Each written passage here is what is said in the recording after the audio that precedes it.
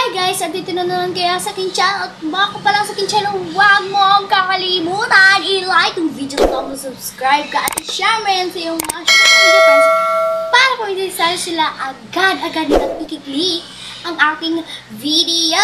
So, ang ituturo ko naman sa inyo ngayon ay kung paano mag-add ng mga hashtag sa iyong YouTube video.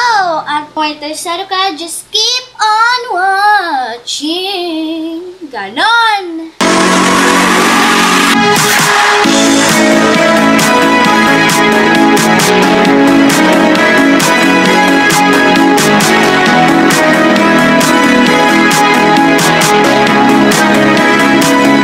So, ayan guys, punta na kayo sa inyong YouTube studio. Ayan. Then, punta kayo sa content.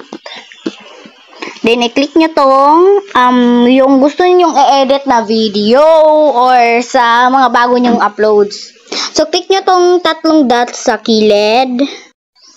Tapos, i-click nyo tong edit. So, available din naman to sa YouTube. Pag sa YouTube kayo gustong maglagay ng inyong hashtag kung gusto nyo mag-edit. So, i-click nyo na tong edit.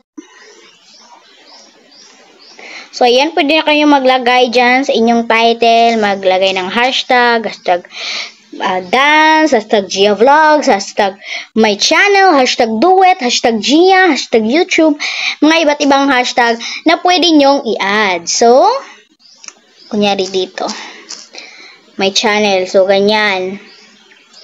Pagka-click nyo yan, is madaragdag na yung my channel sa inyo dyan. So, ganyan lang po maglagay ng hashtag sa inyong mga YouTube video.